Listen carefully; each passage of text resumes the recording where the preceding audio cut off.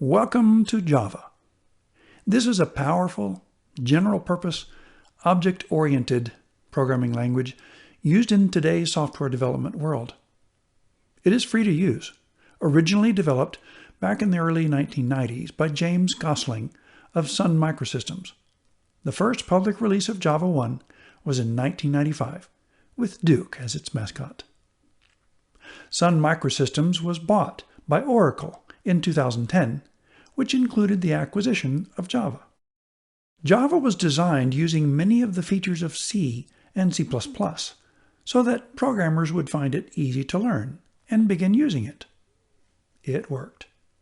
Java is now one of the most used software development tools in the industry, with a rich library of predefined modules called classes, the foundation of the Java object-oriented language structure. It is unique compared to previous languages like C and C++ in that it is architecture independent. This means that a Java program can be written with no regard for the processor of the machine on which it will run. That was not the case for C or C++. There had to be a different version of those languages because different computers had different processors that worked differently. Most notable, the difference between an IBM-style machine as opposed to an Apple-based Macintosh computer. This independence allowed it to grow unfettered from previous restrictions, providing software designers the freedom to easily develop products for the industry. The secret to the Java success was the JVM, or Java Virtual Machine. This was the software that interpreted the bytecode of Java programs for the particular computer on which they were installed. Every different computer processor has its own version of the JVM, and they all spoke Java. There is much more to the story, but that's it in a nutshell. To write Java programs requires the JDK, or Java Development Kit, which is also a free download from Oracle.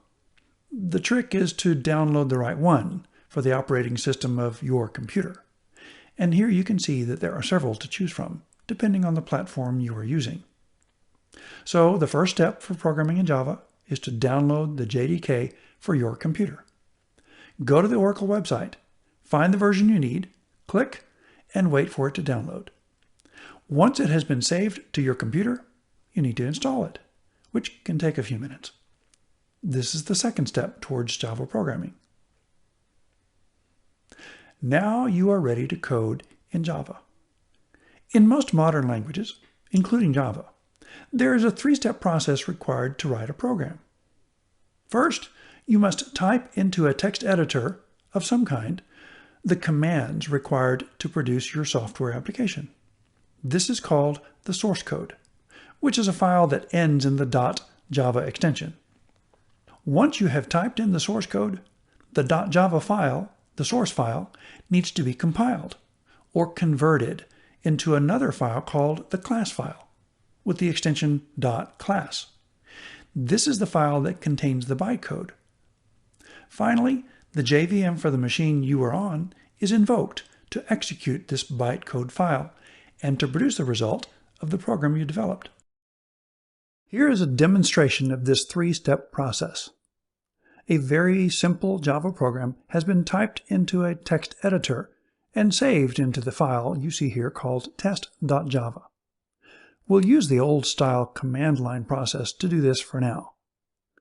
First, you can see that the folder only contains this file. Then you can see the contents of that file shown in the command line window. The command to compile this file uses the javac file from the JDK, which you can see produces the test.class file. If you try to display the contents of the test.class file, which was just created and contains the bytecode, it doesn't make much sense to your eyes, but makes perfect sense to the JVM. Now, to run the file, we use the JDK file called Java, which invokes the Java virtual machine, runs the program, and you can see the result in the window.